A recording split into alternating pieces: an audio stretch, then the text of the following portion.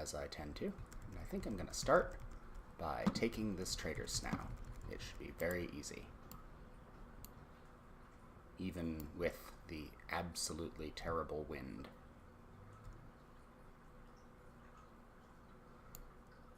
There we go. Let's get a good angle.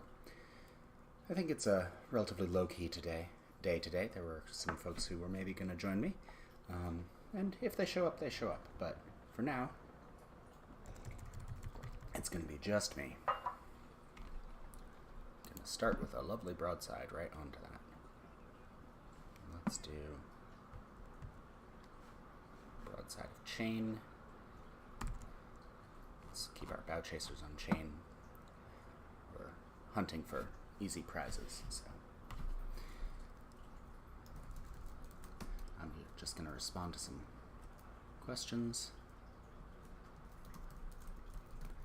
and get this underway. Right. Let's destroy their sails.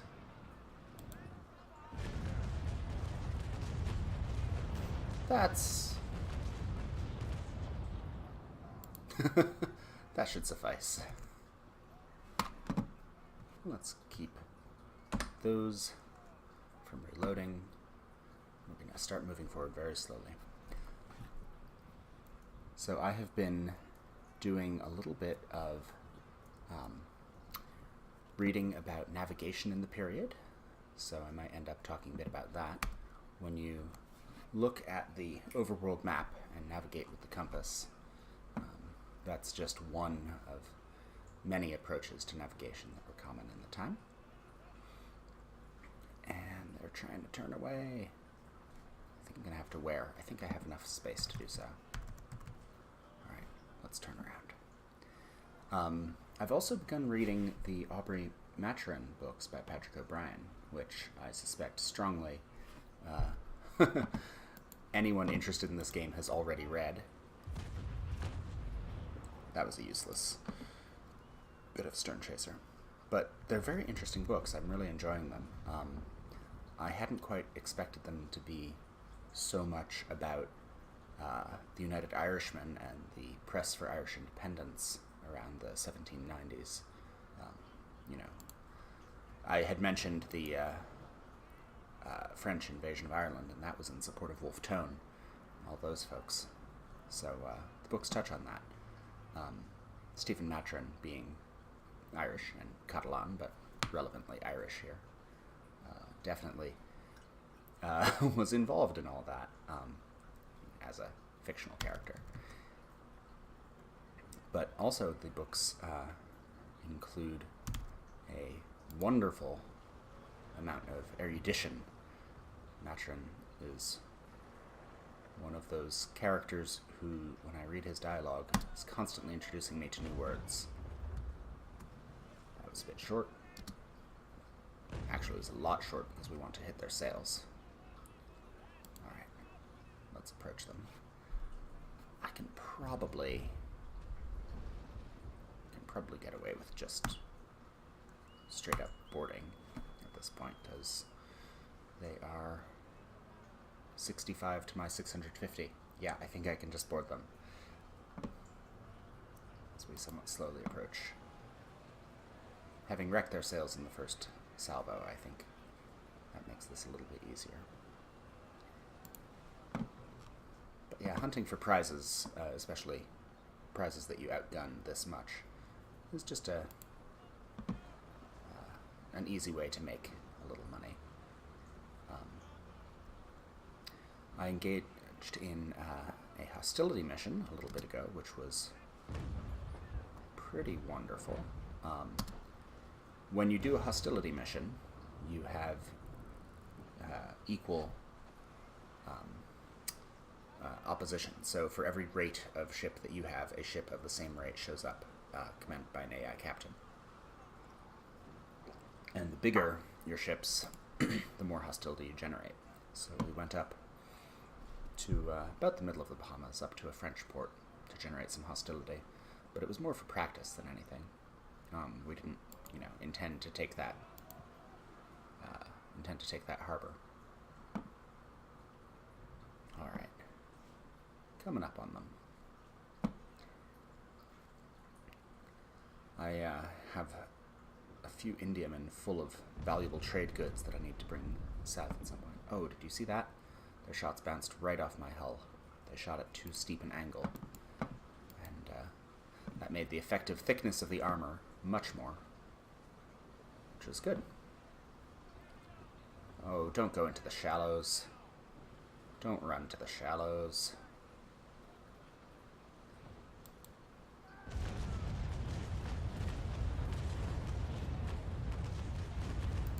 I tried to cut off their masts, but to no avail. Let's bring this thing around. If you cut off their masts, they can't move. It's delightful. Yeah, demasting is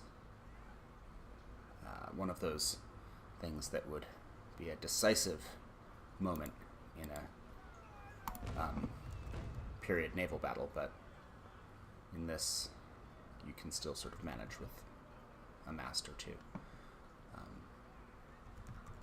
Alright, come on. Coming up.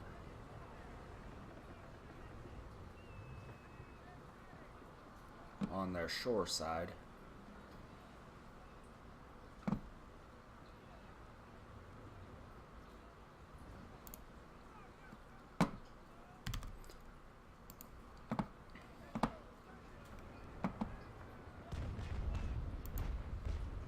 I guess this is actually to leeward.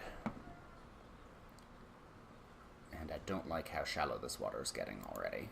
If you look in the lower right, you can see on the map.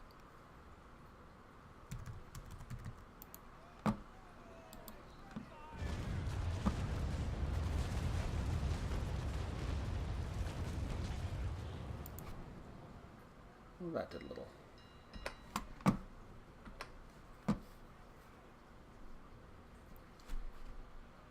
And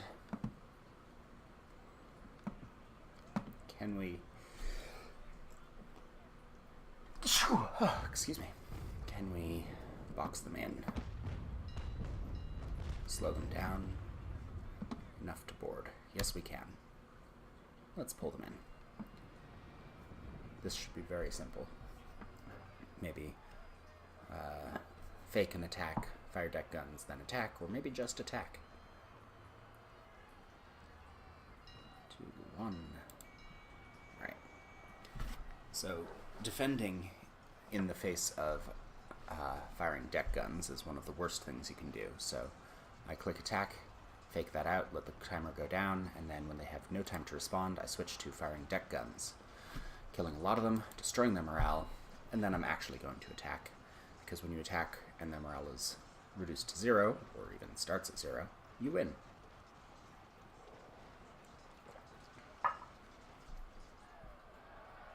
And there we go. I can hold X, I can put a few on it as a prize, I can confirm, I can escape the battle, or leave the battle.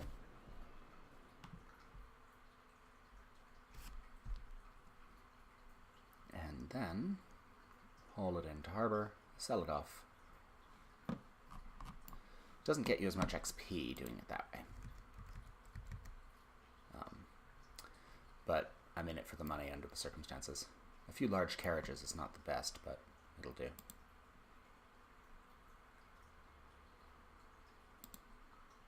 Ah, there's a human. Let's see.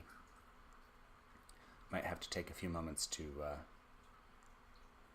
get set up on Discord if Captain Bonny is to join me. Let's send him an invite. So, right now, I'm up in Pittstown, which is our usual base of operations. Tends to be relatively quiet. Repair. Manage crew. Let's hire up the remaining 4 crew. Why not? Send them where they need to go. And then I'm going to go to my fleet. I'm going to repair this. I'm going to empty the hold. One of the things that I'm looking forward to is an update to the harbor UI. Right now it is still a little rough. Let's get those cannons out. Oh, come on. You can do it. Alright, carriages and cannons. These are things I need to take down to sell. Sell this for 13,000. Not bad, could be worse. And I'm going to take that moment, see about setting up some Discord.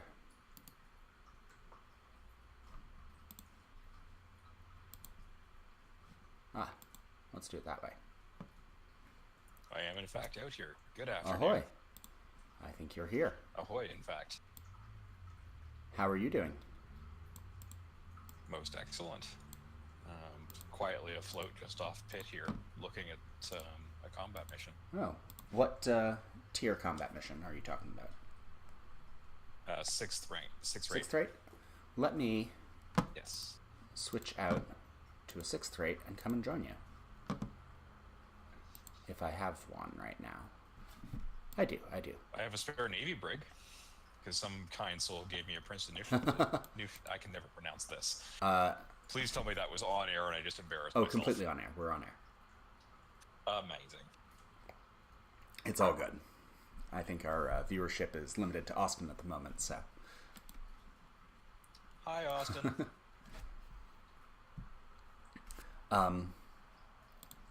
Let me actually take out the Rattlesnake Heavy. I think that would be the... Oop, I need to put guns on it. You can take it out, and you can act as a wall for me. Give me just a moment or two to sort out that little gun situation. The wind is pretty good for where I need to get to right now. We're heading just off towards Atwood from Pitt. Is Atwood new? No. Huh. I had somehow never noticed it out there before. Yeah, it's actually not part of a county, if I recall correctly. Oh, interesting. It's just, there are a few towns that are just independent, not like Freetown's independent, but, off doing their own thing. Not part of any county, and not part of a, registered part of the map. That's interesting. Very smart. I had the cannons. Somebody is sitting just off the port in a very large ship. I will be there in a moment and take a look. I just need to figure out what I want to put for my bow chasers on this, and the answer has to be longs. If I can, which I can't. Whatever, I'll put mediums on. It'll get me there. Oh, Austin says, hello, Ben, or is that Owen? Yes. Yes, it's one of those. Mediums. Let me put some upgrades on this, just to have more than no upgrades. I really haven't taken this ship out yet, and I need to start leveling it up a little bit. It's going to be one of my shallow water escorts, because Rattlesnake Heavy is pretty good for that. Yeah, I've seen the Help and National Chat talk about that particular ship a fair bit. It seems to be quite popular. Yeah, I think it's probably one of the better escort 6th rates. So how do the licenses work? I've seen them in the tab in port. Do you need one every time you want the ship? Just once, or not at all? Are you talking about the blueprints or the permits? The permits. The permits are used in crafting that ship. So if you just want to buy it, you can just buy it. Yeah, so if you want to buy anything, you can buy it. If you want to build it, you need to have a permit to launch. Makes as much sense as anything else about shipbuilding. Let's put a good pump in here. Why not? Because it's what I've got.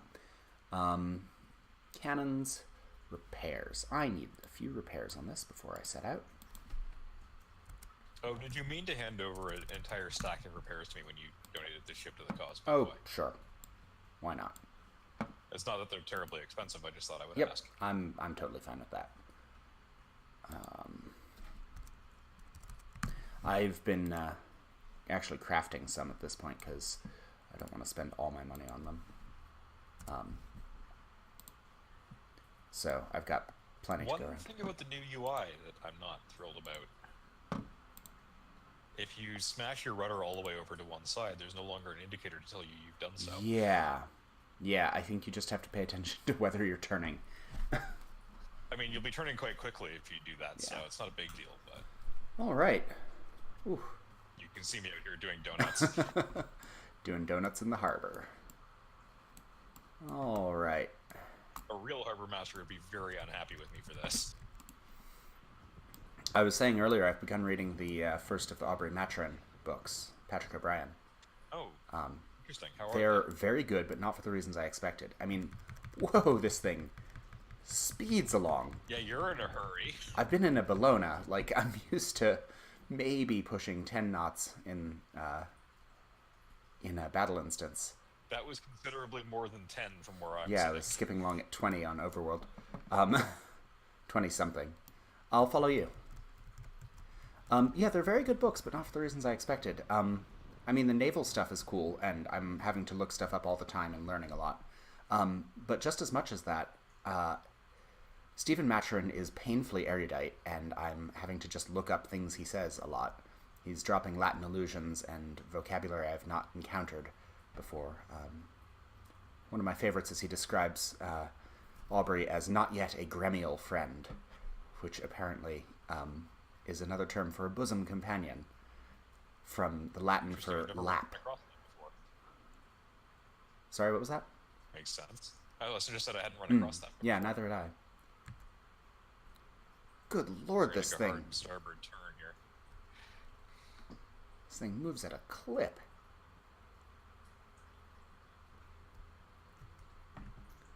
And into the wind. Yeah, this is more reasonable for something with this rigging.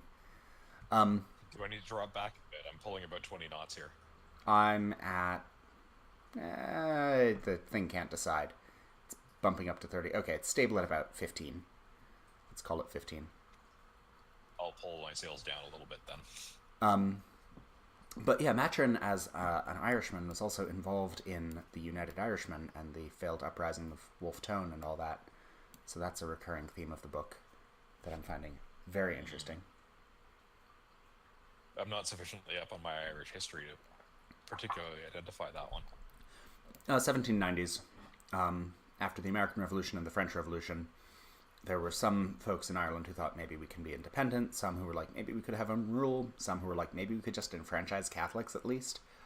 And that was one of the difficulties of it. There was a lot of division on the question of what they should be...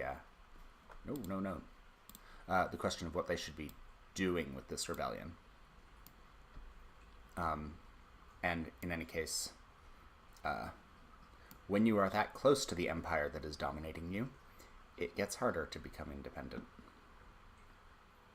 It does, rather. Yeah. It's very easy for the English at that point in time to drop just an infinite number of soldiers on your shores. And when your French allies fail to show up effectively, due to a whole set of factors, but nonetheless. So is the combat mission out this way? By Atwood? It is. Yeah, it's just south of Atwood. All right, I wanted to talk a little bit about compass navigation. We look at these charts. This is not for you specifically, Captain Bonny, but just generally we look at these charts and we're like, all right, we're here.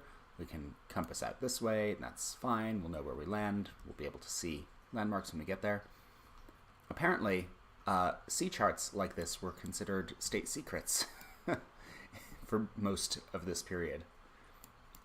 Yeah, you can still run across some of that if you get involved in geomatics these days. Oh, yeah. The quality of charts you get for commercial navigation and the quality of charts you get for military navigation are very different. I believe it. However... I've got eyes on the combat order. Oh, good.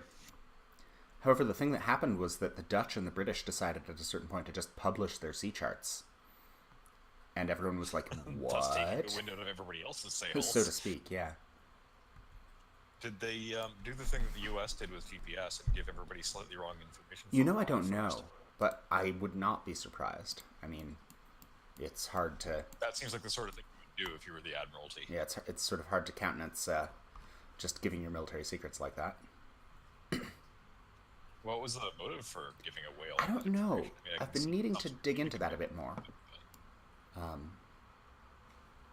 But yeah, the charts and the Rutter, Rutter, which was a book of, like, this is what this shoreline looks like. If you see a shoreline like this, you're probably here.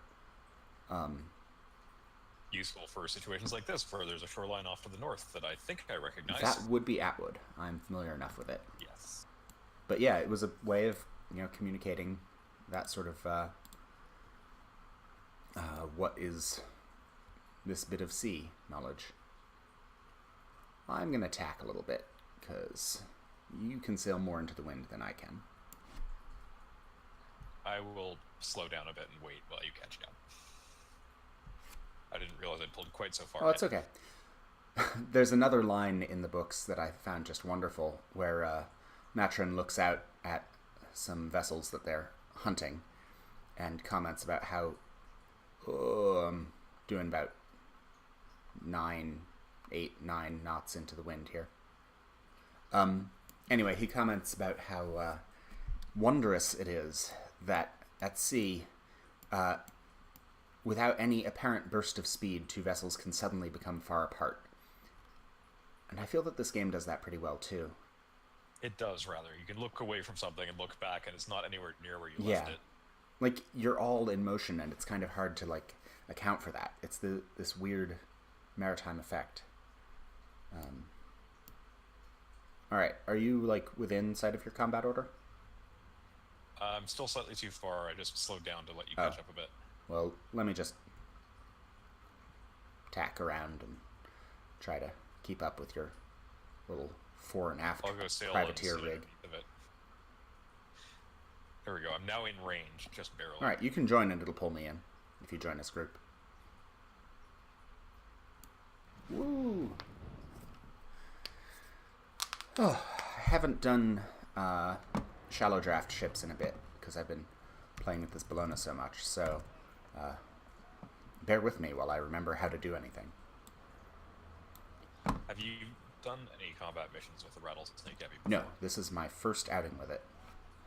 Most excellent. Try not to shoot me. I will try my best. No promises, no promises. Oh, those bow chasers. So in the first book, Aubrey tries to outfit long 12s on his brig, which, if you have looked at the cannon ratings in this game, there is no brig that would take them. But he tries to outfit it with bow chasers that are long 12s. And the timbers can't take it. Like, the recoil is too much and nearly splits the knees on the brig.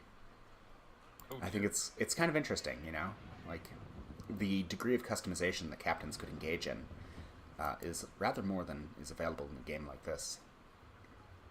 He actually ends up taking it out on shakedown maneuvers and stresses the yard for the main course enough that he breaks it. And, has to get another one. And the only one available is this one that was too large for the ship, but he makes it work. Like, he was clearly planning on doing this just so that he could convince the Admiralty. It's just a pity he has this terrible coincidence that gets him exactly what he wants. I'm going to pull up wind here and see if, since I'm way more maneuverable. I'm just going to play chicken with them for now. Yeah, sounds good. You've got guns on the front. I don't. Oh, you do. You have stern chasers and bow chasers. I didn't even notice. You're absolutely correct. The Prince de Neufchâtel is just a ridiculous, overgunned, wonderful mess. Alright. Let's give them a broadside.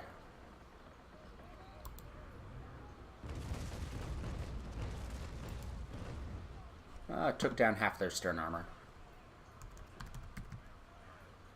I'm not used to sailing shallow draft ships, also because it turns out that there is more than enough crew on them. Like, with the larger ships, you constantly have to be managing your crew and sending men, like, running back and forth across the deck and up into the rigging and stuff. Whereas with this, it's kind of, straightforward in comparison. Yeah, I had noticed that there wasn't really a lot of requirement for things like that. I had assumed it was because of the class of ship we're on. Oh, he's firmly. Oh, sorry, you had assumed it was because what? Oh, because of the small ships we were using. Yeah. That guy is firmly in irons. Yeah, but I mean, it's a snow, so it's going to be able to do some good backward sailing at least. I'm having my usual level of trouble getting an actual line here. But you seem to have no trouble at all. I couldn't hear you over my broadside again. All I was saying is that I'm having my usual level of trouble getting a beat on this guy, but you seem to be having no trouble at all. I mean, I think you pulled out a little bit too far to begin with. I did. I'm just... Oh, don't hit me in the stern. I'm just trying to do a bunch of close sweeps.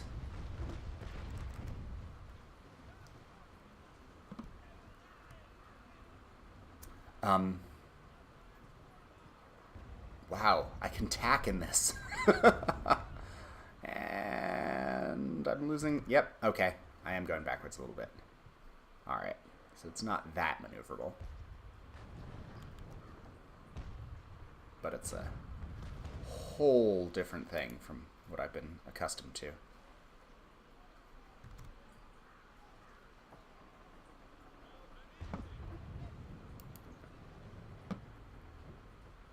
I'm coming to like your clan tag more and more. Thanks. I'm starting to interpret it as, oh, pirates, criminals, I get it.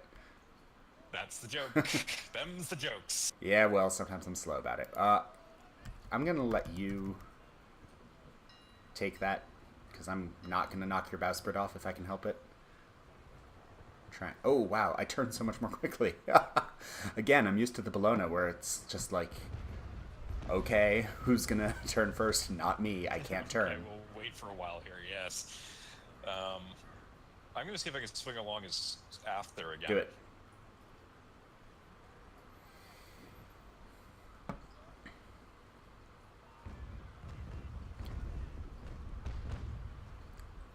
Ooh, on fire. Broadside. So they have made some changes in the most recent patch. And it is much easier for ships on fire to explode. Oh, okay, good to know. So, I might take open access off again then. Yeah, it's worth being a bit more cautious around flaming ships.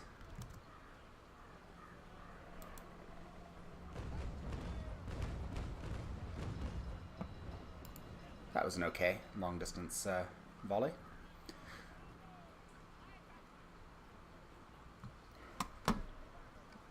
Ooh, that's bad. There's a gun port that's getting some nice char around it. We'll see if they can put it out.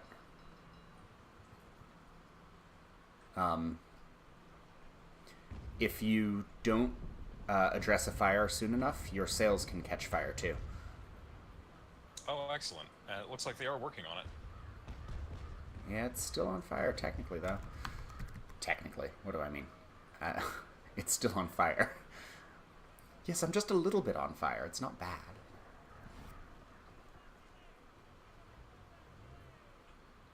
Alright. I think we're probably at an okay distance. But if that fire gets much worse, I might actually pull away. When a ship on fire... Yeah, they're on full bells. Yeah. When a ship on fire explodes... Are you sailing towards him like a maniac? Hmm? Are you sailing towards him like a maniac? That swell helped me. Hit them pretty okay. Oh, they're not on fire anymore. Okay. They have addressed it. Which means we can get... In we go. Hmm? In we Yes. go.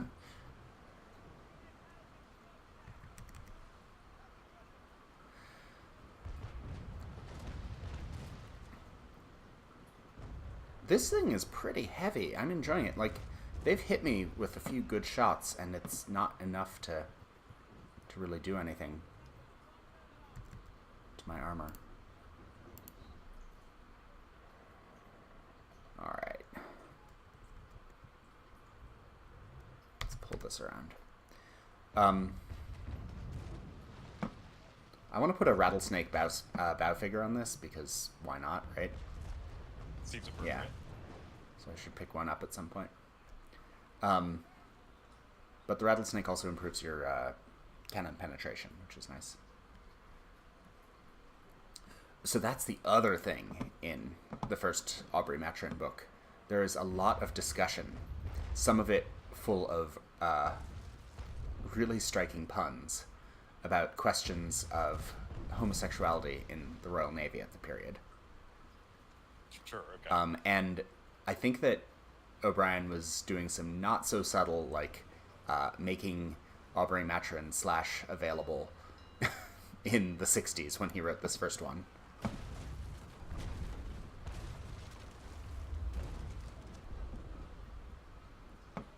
Alright. My plan here is to sail along on the upwind side and take her sails apart, by the way. Let's match our speeds a little bit. Which I can't do if you're directly on the other side of her. You need me to just get away? Yeah. You I've know, got it. sometime in the next minute or two. I was doing the put your yards the wrong direction to slow you down aggressively thing, but I will let you take some clear shots instead.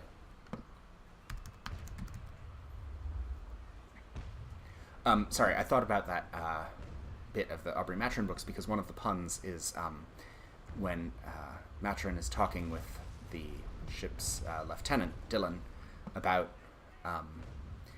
how Captain Aubrey is a little bit stupid about certain things. Like, he just doesn't really notice or think when, you know... I hate to break in here, but I think I demasted her partly. Demasted? I think the center mast is screwed. Oh, it hasn't... Oh, I thought there was a third one. No. Snow's just got mistake. two. Carry on. Yeah. That's fine. Anyway, they're talking about how Aubrey doesn't notice when another sailor has a crush on him, and Dillon says perhaps he wants a little penetration.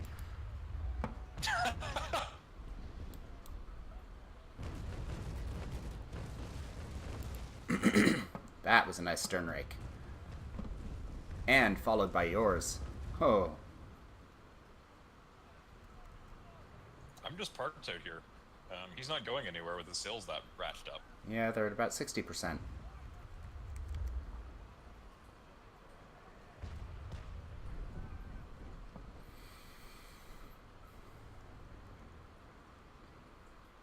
And...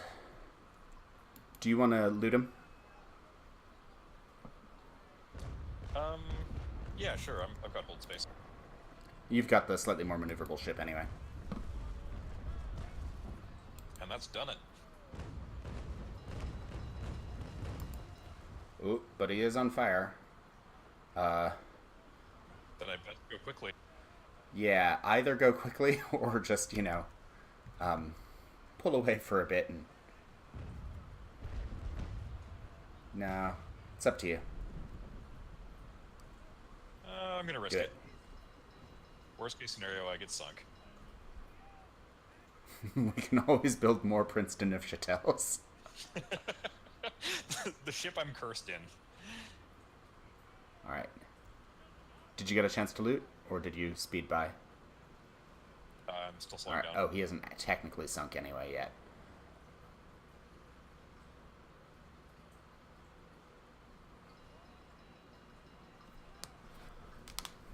I'm gonna watch you through a spyglass.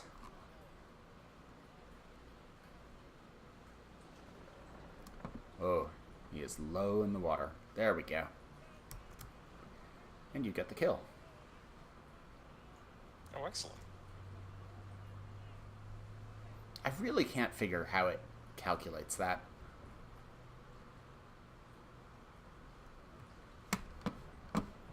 Nope, I've missed. I'm just gonna get out of here. I have missed. I'm just gonna get out of Oh, here. okay. From where I am, it looked like you were close enough, but Yeah, no, just barely out of yeah. reach. I mean, looting them is medium worthwhile on combat missions. Really sinking them is the Yeah, it's point. worth one shot, but not two. Yeah. 3 marks, 20,002. Nice. Very nice. And I get a reward for completing the order too. I think Oh, they excellent. patched that. Do you have another one near here that you want to... I do not. You have one left. No, I've got none right now. We can just head back to Pit real quick and sort out our missions then. We could head back to Pitt. We could sail to Atwood and duck Yeah, in let's there. do that. Always worth hitting up new harbors. Let's go up the south side of the island here. It should be due northeast then. I know that's complete mangling of the term, but never mind. Say we're going about, I don't know, northeast east. Is that a thing? My compass directions are still I'm basically terrible. just going to follow the coast. No, I think that went rather well. Yeah. You're out of here in a hurry. Oh, right. Sorry. No, it's okay. I have plenty more sail to go.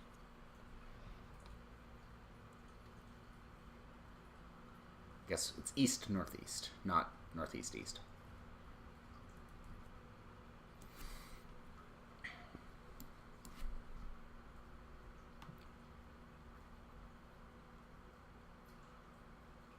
All right. So, yeah, this hostility mission was lovely because it's matched one-on-one, rate for rate. And... Okay. So you get another captain. So you get another captain rather than a robot. No. I mean, like, you go in with a bunch of humans, and the AIs that face you match you rate for rate. Oh, interesting. Whatever you bring. So we had a couple third rates, my Bologna, another Bologna, I think Avasa, and one person went in a Victory. So Victory is always risky because it's the smallest first rate, and so you might find yourself facing something like a Santissima Trinidad. We got lucky enough and we're facing another Victory, but it was an interesting battle. Like, the last time I did that, I ended up losing my Bologna. So I was a little cautious because I'm just not that... I don't tend to be that cautious when I'm in that because I'm usually, like, hunting prizes and they're so much smaller and I get cocky. But this was a good chance to be just a little bit different. How do you feel about that French Gros Ventre? I feel like it's undefended and about a reasonable size for the two of us. I think we have a good chance at it. I'm just I'm gonna take up position just upwind of it. I'm repairing all my things, upping my crew again, and let's make for that prize. I think we're not going to be able to board it, but I think we can bring it down and with our superior gunnery at least. Scanning the horizon for any other French ships that might come to its aid, and I think it is undefended. Do you want to trigger the attack, or should I? Why don't you trigger it? Alright. Let me know when you're close in. I do like that it now tells you how many repairs it will need to repair. And you can adjust. You don't have to use them all. That's a nice change. Yeah, it's a very important change, I think. Okay, I'm sailing in from upwind here. Just gonna match speeds with it a bit. Christ, you're quick. Yeah, I'm really struck by that. I was not expecting a rattlesnake heavy to be that light on the water. Oh. Okay, hit the button.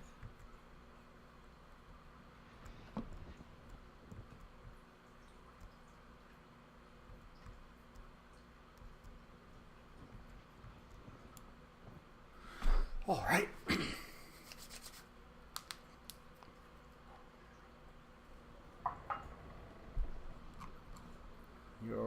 bit further back. It's right up there. Let's get all our sails. Let's get our chain shot. Yeah, it's so much less prep for small ship battles too. Like when you've got a large fleet thing, you're like looking at the map and seeing like, okay, who's where and where are we all gonna have to go, and the like 30 seconds is barely enough time.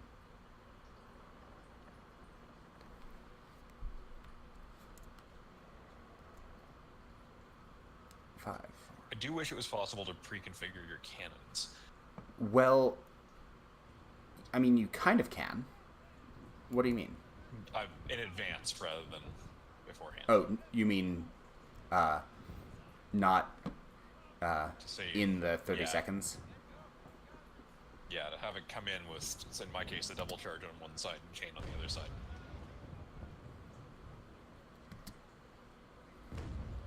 Or in my case, I'm always setting my bow chasers to chain when I'm hunting. It's just what I do to try to slow them down. I hunted a Grevant the other day, and it was just the most wonderful, like, sweeping back and forth across its stern, raking it. Got some grape shot in from the stern. Just was incapacitating crew and boarded them very successfully. But it was just a very satisfying sort of like, yes, this is being a pirate. You've definitely caused a lot of death and destruction. You're going to walk away with a bunch of loot. You bet. The loot was barely worth it, but, you know, it's the thrill of the chase. Satisfaction for it. We also had an experience where some Prussians were hunting someone else in the clan, and he called for help, and, like, a billion D pirates showed up because they happened to be nearby. And the Prussians were running, and one got away, but the other, we just managed to, like, outpace them, and, like, the clock was running down. But it was a good chase, and very sportsmanlike, I think, on their side to put up with, 8 pirates hunting them.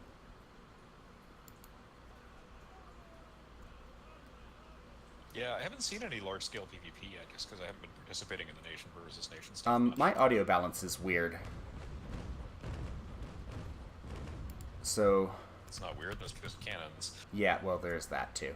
Let me just try and adjust your volume. Make you a little bit louder. Alright, what was that? Oh, all I said is that I haven't seen much of the large-scale PvP because I've been staying out of the nation versus nation stuff. Right. I mean, this was, I think, just some Prussians trying to hunt a lone pirate who's on a trading mission. They just didn't quite figure that there were, like, 7 other pirates hanging out nearby, and that he was in a reinforcement zone. So he had 2 AI captains who jumped to his aid. Alright. This Grevant is definitely just trying to flee. I will do what I can to slow them down. I'm having trouble making headway against their speed here. Yeah, it's a weak point of sail for you, so I will weaken their sails.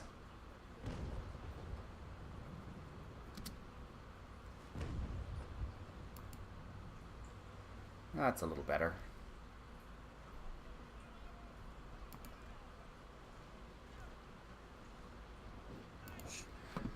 I can't believe I'm tacking downwind. Here we are. You're in a 4.5 rigged ship. Or Yep. boat, vessel, craft. Where's the dividing line between a boat and a ship? So, it depends, right? As they say in this Aubrey Maturin book, we sailors are great hands for calling things not as they are. They talk about how the vessel that they're in is a brig or a sloop, or it's technically a brig, but as soon as the captain steps aboard it, because he is of a certain rank, it gets to be called a sloop, whatever. The point is, a ship is generally 3 masts, square-rigged, with at least courses, topsails, and topgallants. Oh, this is not that. I'm short of mast. Ooh, hello. Hey, Right. Your mizzen can be rigged in different ways. Like it might have a gaff course or a spanker or whatever. You've got a gaff course, I guess, on that. Whereas the one I'm in counts as a ship by that definition.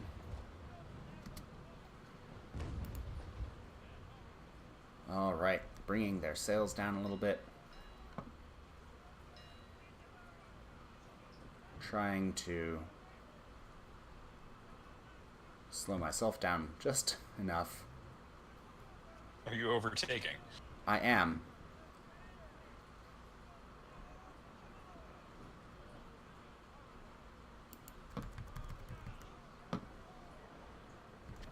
I think you've got their attention.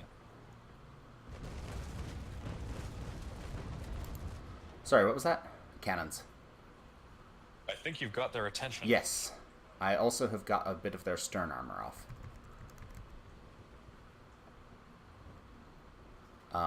What I didn't get was a good broadside on it. It was a little bouncy.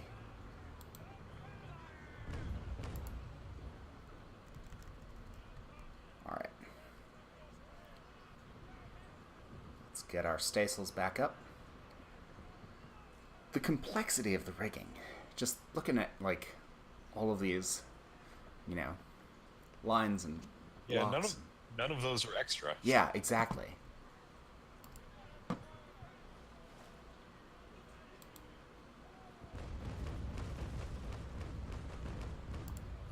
And half that broadside went past them.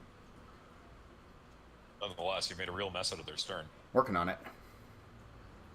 The thing about the LGV is that it has no stern chasers, and it's a merchant ship, so it'll run, which is a bad combo for it. So you can just hang out in its shadow and take it apart. Yeah, it doesn't make for the most thrilling action, but, you know, it's a pretty safe hunt. I'm still having difficulty making way here. I'm closer, but I'm still well out of range. Ooh, starting to do some structural damage, too. I've got their sails down to 89%. I'm going to keep working on them just to help you with this particular point of sail.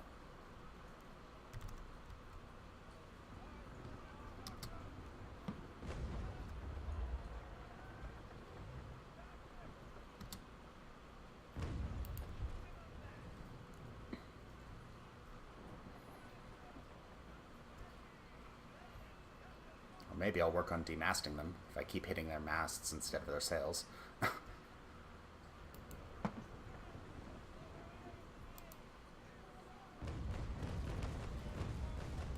there any good ways to intentionally set ships aflame? Sorry? Are there any good ways to intentionally set ships aflame? Not that I'm aware of. I think you probably would just have to equip yourself with a lot of upgrades and knowledges that make it more likely that you're going to be on fire.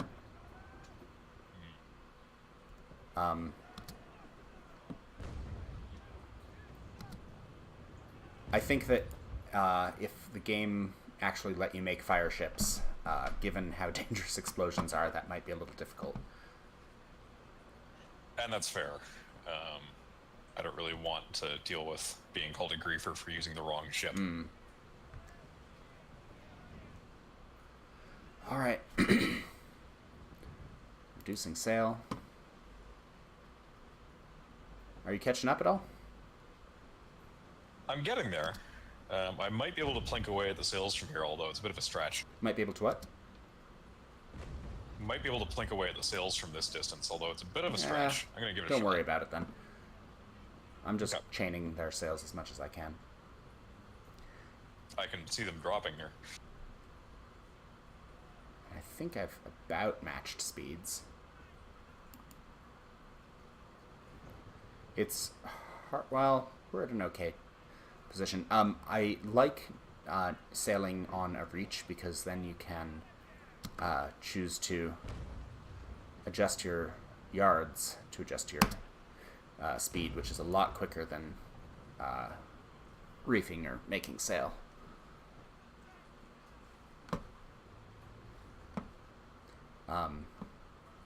If you're sailing directly downwind, you're just kind of like, well, No way I can adjust my I sails. guess I can turn it a bit. Your only option is to turn. Yeah. Yeah. Which is what I'm going to do now with these battle sails. Just to try and get one more stern rake in.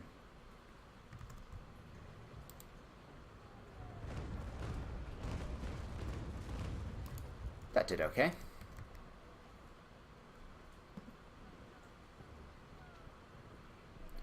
And I was actually a little too close to very effectively fire chain shot at them, so by backing off a bit and doing that, I get the chance to fire. Well, she's now perfectly in a spot where I can actually sail up on her. I'm managing 12 knots here. Oh, good.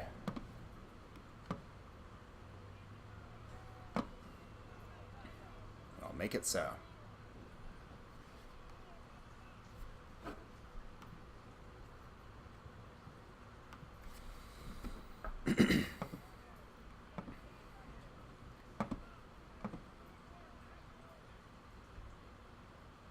And maybe I'll speed up just a little bit.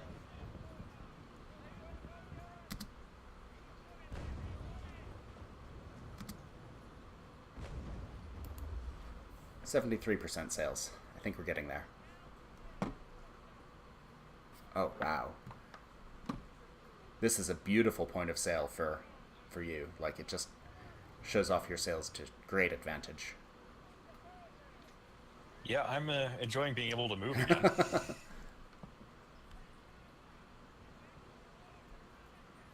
It's so weird when you've gotten in a bunch of stern rakes and you see no hull armor and structure damage, but the sides and the bow just completely fine. It does, yeah, it does stand out, doesn't it?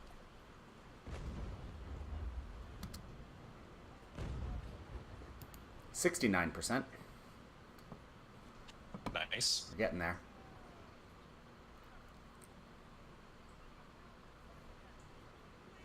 And by getting there, I mean I'm slowly catching up to them. So you have a crew of 148. I've got 130. They've got 205. Yeah, I'm a little short-handed, but not a lot. Yeah. I think we're definitely going to have to just shoot.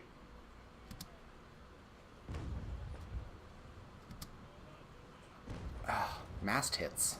Mast hits with chain are not my goal.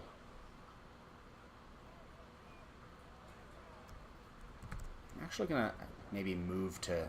Now that their sails are sufficiently damaged, I'm going to change the bow chasers back to ball and see if I can hit their masts.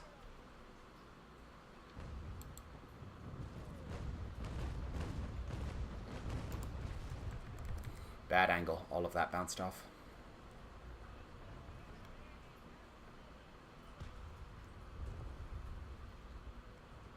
Yes, I am standing out here plinking away at them.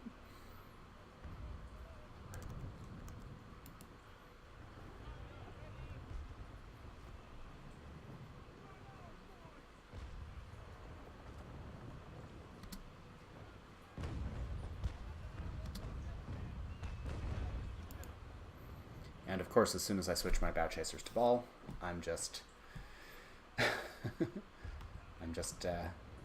hitting their sails with it.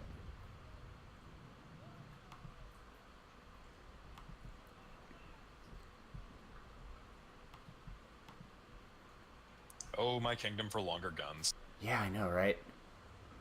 That's why I wanted to put some longs in the bow for this kind of thing. Not least of all, longs have lower dispersal. Ah, there we go. That's a ball hit on the mizzen. We'll get there.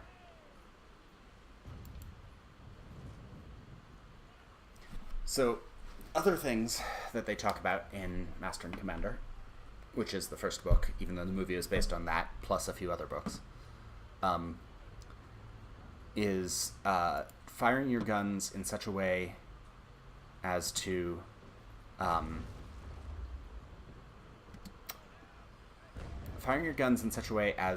manage the smoke cloud so that the later gunners can actually see what they're doing. Something I've definitely had trouble with here. Yeah, I read that and was like, oh, I actually understand that feeling. Oh. They, planned their broadsides such that the lured guns would fire first.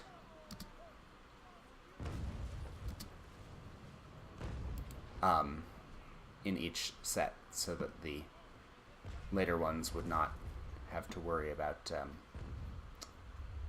seeing through the smoke. Ooh, the sound of the cannonballs is vastly improved in this update. Hearing them whizzing past. I'm trying very hard not to hit you. You're doing okay.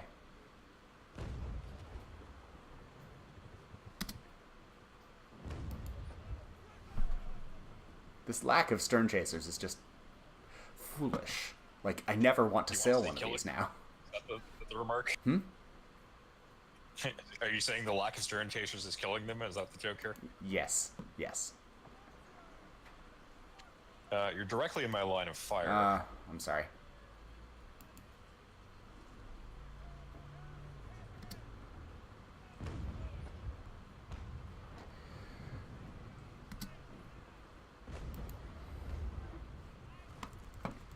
Alright. They're trying to bring their broadside to bear to make up for that lack of stern chasers. Which is nicely exposing their stern. We've got a nice line formation going here. Yes, with these ships of the line that we are definitely sailing. Yes, these sixth-rate ships of the line. Something's wrong there. I have tried to maintain a line of battle, and I am so bad at it. That's how I lost the Bologna. Everyone else was in a line of battle, and I was just running around pell-mell.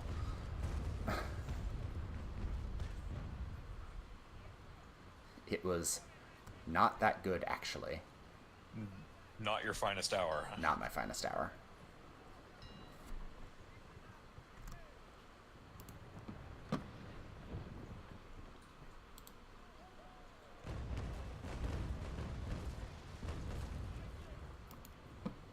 Little damage to their side. I don't want to go too slow, so I don't want to risk being boarded.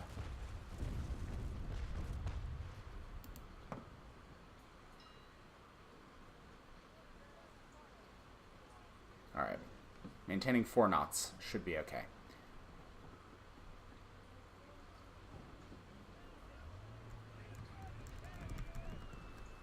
And I thought I was turning, but my hands were 1 key off, and I was actually just reducing my sail.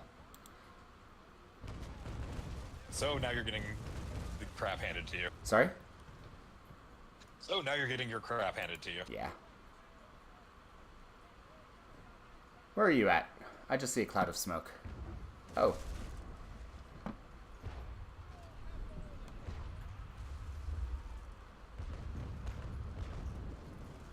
Out here. Good, good. Finally in a good position after all of that maneuvering.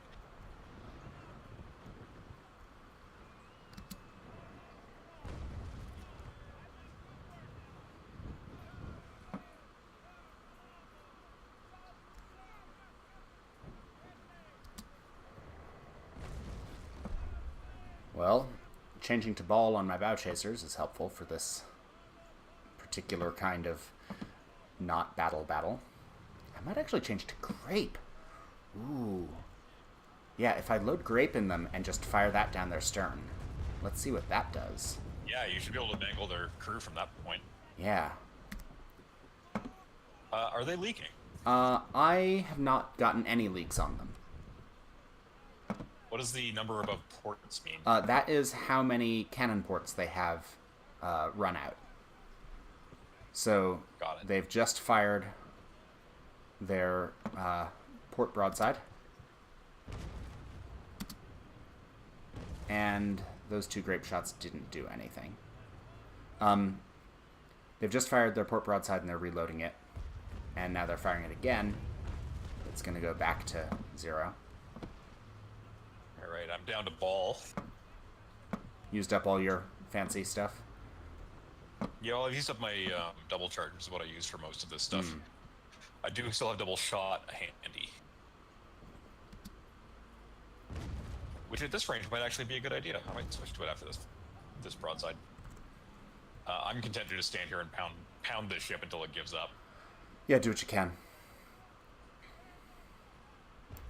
I mean, this is piracy, right?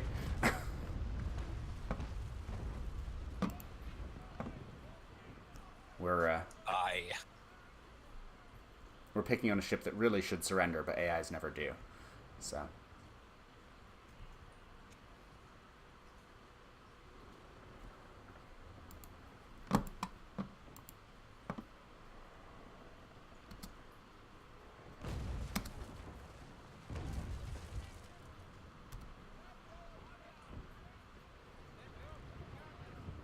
Let's keep our sails a little bit stupid.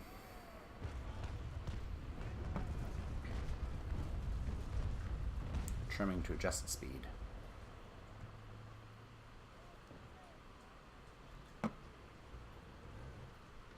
Yeah, the grape shots down the stern weren't really doing what I'd hoped.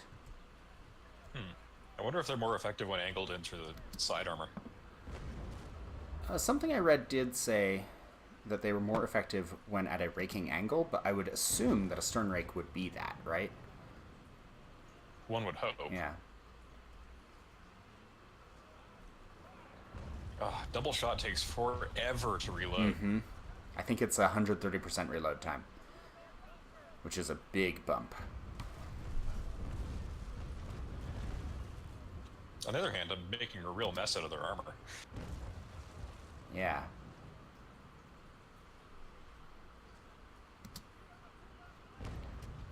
Destroyed their rudder. I'm kind of giving up on the demasting plan that I was working on. That seems reasonable. I'm hunching over, drifting out of the frame. Let's fix that.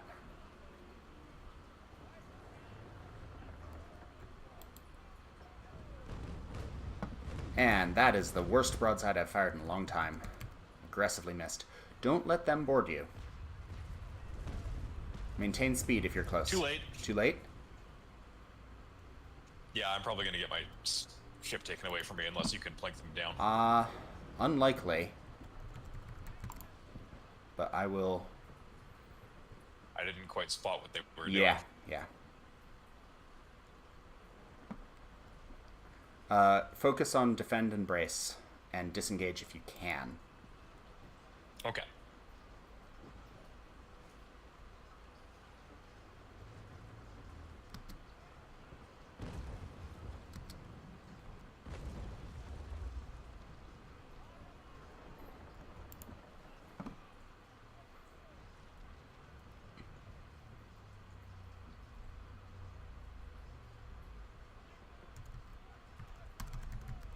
Alright, let's see if I can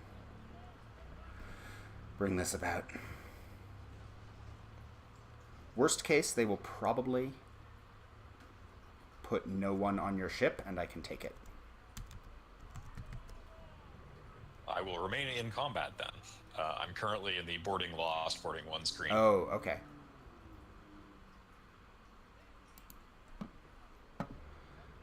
I've never been in this situation. Last time this happened, it was another player, and they just took my ship and left.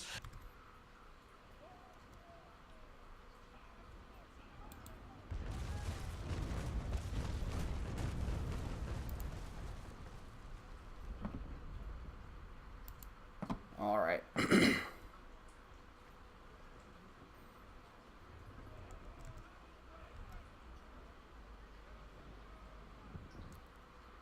Let's bring this around.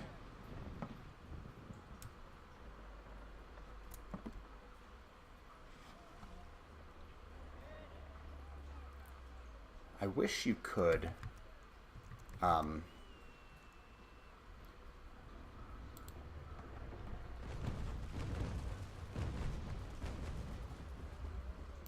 wish you could give a ship back to a friendly captain while you were in a battle instance.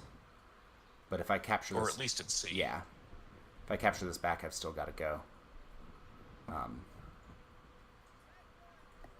and meet you at Atwood or somewhere. I'm not even sure I lost my ship. I've still got crew left. Yeah, but you had to surrender and give your parole Okay. and all that.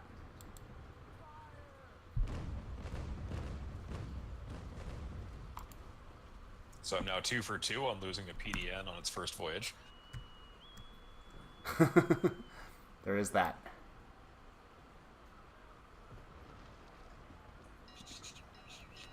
Did I say ram me? Let's confirm. Confirm. Confirm. What is going on? Well, from my perspective, it looks like you're sailing off into the sunset. Yeah, I apparently am, due to an inability to properly manage my speed. I mean, they're still, like, limping, but... Alright. If I'm gonna do this, I'm gonna do this properly. I'm gonna just push myself backwards.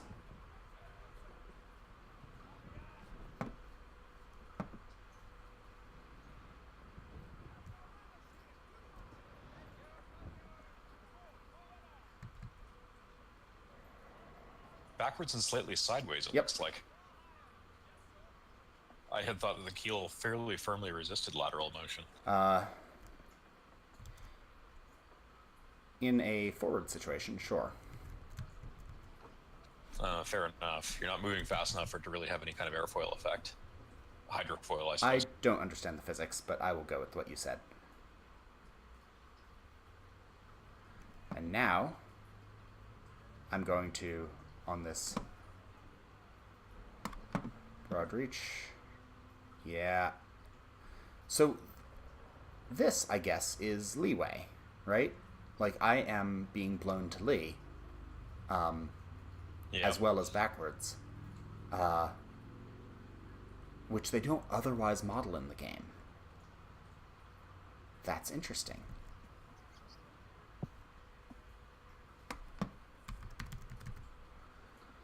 Ugh.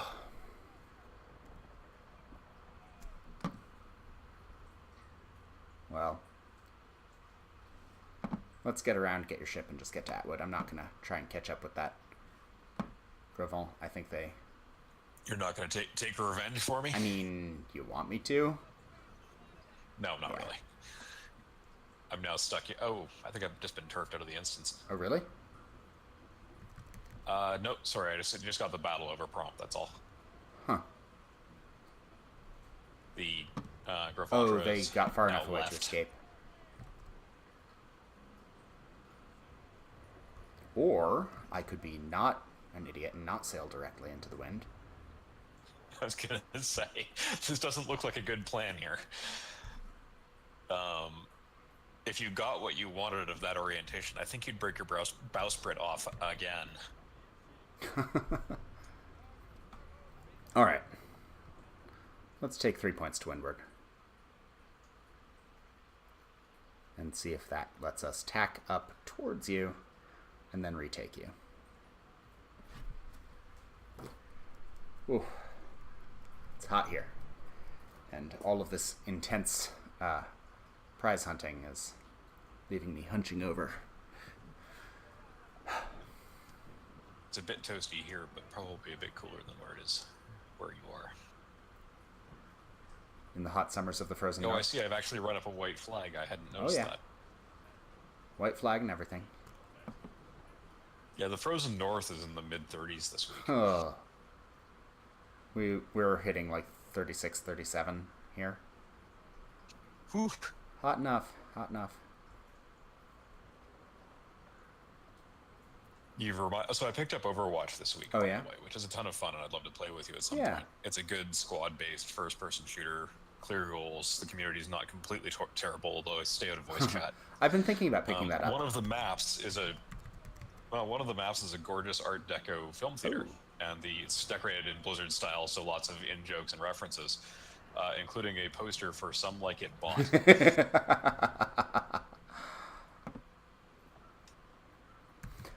Oh man, we were in Oklahoma first part of this week, and went to the Cowboy Hall of Fame, which I've not been to since I was a child, and Ooh. checked out their movie Cowboy Gallery. That was the space where I heard far too much John Wayne when I was little. Whoa, no. Turn less, turn less. You're once again sliding past me sideways. Working on it, working on it. So how was it now visiting it as an adult? Well, not too terribly different. I think that the small section of indigenous artifacts was really the interesting part. A lot of the cowboy stuff was, I don't know, especially the movie cowboy stuff, which had a little bit more Ronald Reagan than I can deal with. Yeah, looking at that as a cultural artifact is always fascinating because it says a lot about the people who made the films. Yeah, yeah. The myth building involved in that sort of vision of the American West is striking. Mm-hmm. And that stuff resonates. I mean, we've talked about founding myths a couple of times now. Mm-hmm. Hello. All right. Let's do that. And now I have another ship. Now I will leave this battle. And I will bring us to Atwood and we'll sort this mess out. Are you in Atwood? Is that where it dumped you? We will find out in a moment. I am in Atwood, but I've been given a request to go to Pitt Town if I would like. Well, don't. I have opted to stay here. Yeah.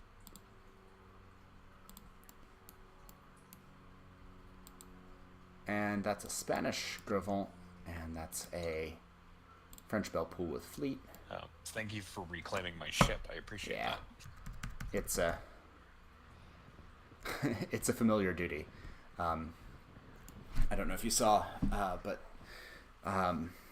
on stream a little bit ago, I was sailing with a bunch of not clan members, and one person lost their lynx, and then we got into another battle, captured an AI lynx, hauled it back to Pitt. Donated to them. Because he was sitting in Pitt and like, there are no ships for sale here. Literally, I can only get a basic cutter. Yeah. That appears to be the case here as well. Yeah. Who owns Atwood? Do you know? Some Vino. pirate. Oh, I lied. There's 5 pickles for sale. A pickle's not bad, actually. No, the trader UI may have just been lagging. There's a few ships available, including an Endymion. An Endymion? Yeah, if you have 1 million pieces of bait kicking around. 1 million reales, there we go. There's still talk on that forum thread about changing the currency system in the game, but I don't think it's had much progress. You said you've got about 3 million kicking around in your bank account, right? 1.5 now. I blew a lot of it on things. Oh, well then you can't buy this St. Pavel that's sitting here for 2.5. I hear mixed things about St. Pavel, but I think mostly people like it. I'm not sure I can crew it. Do you know what the minimum crew is? Or maximum crew? Not off the top of my head. You should be able to see if you hover over it. Whoa. It requires 41 cannons per side. No, that's not the number you want. 800 crew. Minimum of 560. That's fine then. I could definitely take it. Huh. Well, you don't have any money, so it's a moot point. There's that. They've done it in Live Oak and Sabaku with no permanent upgrades. Live Oak and Sabaku is not the best choice for something like that, though. I would want that to be a little bit more tanky. Yeah, I mean, if you're going to be capped at 10 knots or so, you really don't have a lot of choice to sit there and take hits. And, you know, percentage decrease of speed is less important when you have less speed to begin with, in a way. Yes, it's much less of a penalty. All right. Drop an X in trade or battle group, and I'll...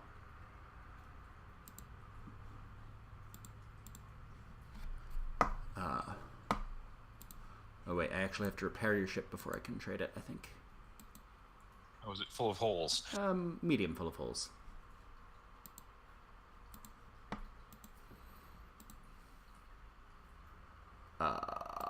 Wait. I might not be able to trade it from my fleet. Dang. Steam does something intensely creepy, by the way. Which is? I'm fairly certain I've never taken a screenshot of trading with you, and yet the Steam preview for Naval Action right now for me is a trade window saying Rogelio McLaughlin. Huh. Well, that's That's odd. yeah. All right, I'm gonna have to sail down to Pitt for you. Nothing for it. I will meet you there. Can't leave port. Don't have enough crew. Let's fix that. Now you're screwed. Now I've got plenty of crew available. I can't teleport from here. You can't teleport from here? I can't. Hop in a basic cutter. Buy an outpost, then I can teleport. Get you a basic cutter that can do both. I have got me a basic cutter that can do neither. All right. Let me know when you're out. I mean, I'll see when you're out. And we can sail along the north side of Atwood back down to a place where we have outposts and can engage in appropriate ship trading. All right, back to Pittsburgh. Yes. Okay, so navigation. We have these excellent, superb charts. We can plop down a compass, get a heading. Our compasses are not affected by the difference between true north and magnetic north, nor are they affected by the iron in our ships, which was a real concern at the time. All of these guns are apparently invisible to Yep. magnets. There was actually a British captain who was doing surveys of Tasmania who noticed that the compass moved as the ship moved and figured out how to account for it. He then sailed and put in at a French harbor, not knowing that war had been declared while he was at sea, and was taken as a prisoner of war. He then spent denying the British use of that information for a long time. Sorry? Thus denying the British use of that information Yeah, for a long for at least time. some 5 years or so. He eventually did get out, and let's get this heading right. And his invention to correct for all the iron on the ship was basically sticking an iron bar on the compass. And I'm going to look up his name because I have the materials here. Navigation.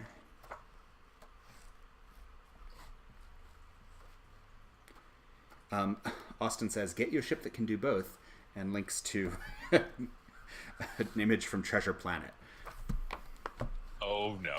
That feels appropriate. Oh. Where the devil did it go? I think I'm just barely outpacing you, but not by much. Oh, there you are.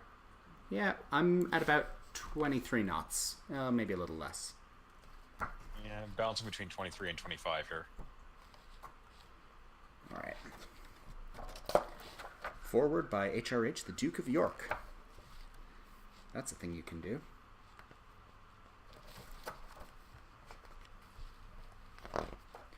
Navigational tools. Soundings. Yeah, that was another thing. Major navigational tool would be to take soundings and just see how shallow the water was here and maybe what it was made of. Those soundings are still written on charts to this day. Even for digital charts, they have the actual numbers penciled in vectors. Yeah. I mean, it's super helpful. Oh, here we go. It was in the other book. Chronometer, also very important. I mean, obviously, the question of what's your longitude was a massive question, right? Well, we're so to this day, we've cheated. How so? You have somebody who can tell Sorry? you.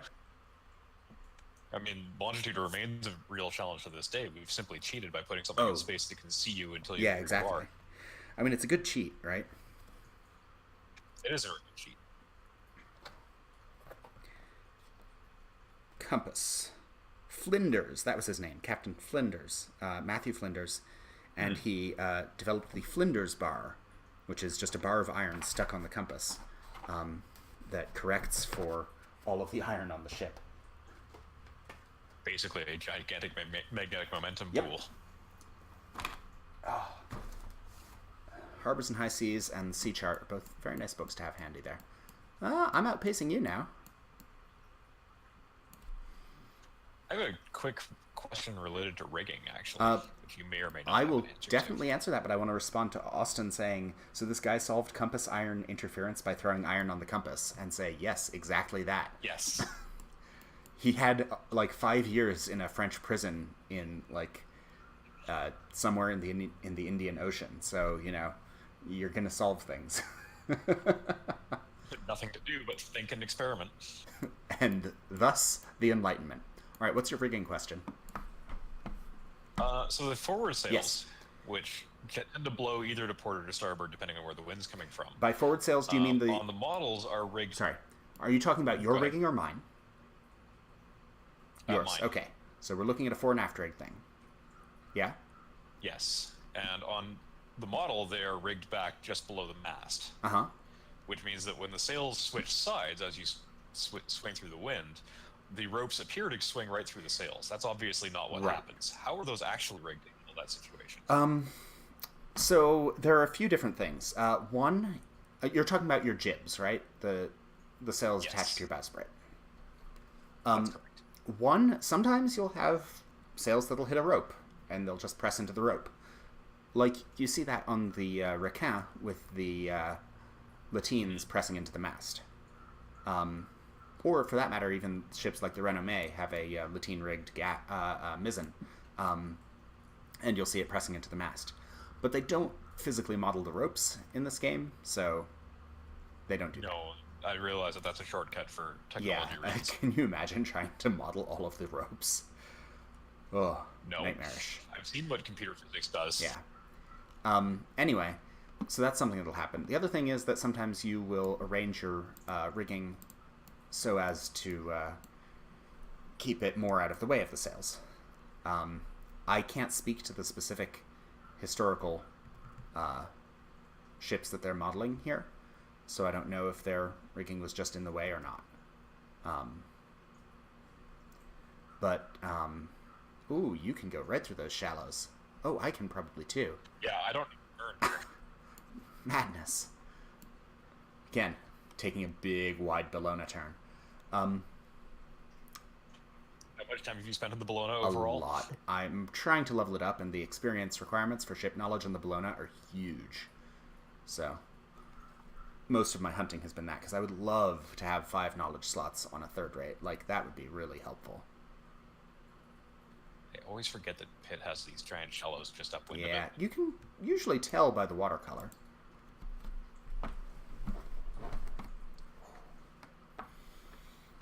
Oh, stretching. Right, so let me know when you're in harbor, and I will try to actually give you a ship. I am now in harbor. Yay. Let's trade a thing. Let's move that to docks. Yes, I very much actually want to. Let's select a ship. Let's make it the Prince de Neufchâtel. That is the one I crafted for you. You've got light hammock, strong sail, light rudder. Cool. So, I cannot wait for the harbor interface to be updated. Oh, yeah, no, it's the harbor interface design-wise isn't too bad, but the latency on it is The latency is unbelievable. crazy, but actually, I'm at the point where I have enough things in my docks that it's kind of unmanageable, because it's this huge sideways scroll, and I can't tell which ship is which. And like, I'm holding on to an Agamemnon that's mine, and an Agamemnon that belonged to a clanmate who had it captured in battle, and I hauled it back, and he had to go before he could pick it up. Like, I need to be able to tag the ships and see which one is which, and there's just a lot to do that the interface does not make easy.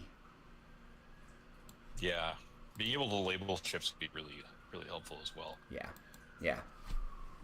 In the era being simulated here, what kind of information would be in a ship's registry? Oh, a hell of a lot. Would they know down, like, do they have registration numbers is I guess really what I'm asking here. No. But, I mean, even ships made on the same model would always be subtly different.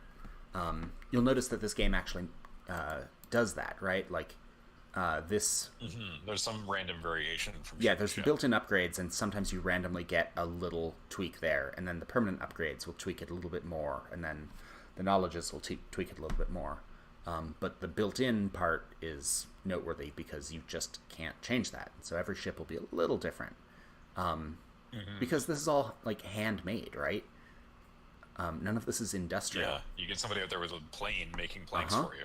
And like you will have surprises. You will have a piece of wood that like is a little different and that makes a different keel and that makes it behave differently. You'll have captains modifying it little bit by little bit as they, suffer damage in battle and or suffer damage taking it out on shakedown maneuvers like Aubrey does and put a new main course yard up. Like everything will subtly change both over time and just at the outset. And so like the Sophie that Aubrey is sailing is captured from the Spanish, and everyone kind of knows its history and like knows that it had another name. And yes, there are Admiralty documents that sort of record, the Sophie, formerly whatever of the Spanish, and things like that. So you have records of that, but you don't have that sort of tied into the ship. You just everyone knows that's the Sophie, and they can identify it because it is visibly different to a sailor's eye. So Interesting. So, in principle, you should be able to identify your ships at dock because you're even more familiar than that with Right. them because you Right. own them. I mean, you might do things like change out the bow figure, change out the paint, maybe write the name on it, but usually that would be on the stern, if anywhere. And the bow figure actually acted as a name for illiterate sailors. Oh, yeah, of course. That makes a Well, ton you of look sense. at the Bellona, you look at the Agamemnon, and you look at their bow figures, and you'll see that they like the Agamemnon has the Agamemnon on it. The Bellona has someone who I presume is maybe Bellona. The Trincomalee has a Sri Lankan dude because Trincomalee is a city in Sri Lanka. The Rattlesnake has a rattlesnake. Like it's like inn signs, right? The painted image for the illiterate sailor or whatever. So there's that, and you can change that out when you change the name, or you can not. Like half the time that would be expensive and hard, and so you just leave a bow figure up and name it something else, and everyone would be like, "Oh yeah, we know that the Sophie has like, whatever on its bowsprit, on its bow, I should say, not on the bowsprit." Anyway, with that, I think I'm going to bring this to an end. We have been a bit over an hour and talked about various things. There's so much more to talk about, and we'll do that in future streams, eh? Yep. It's been excellent. Thank you.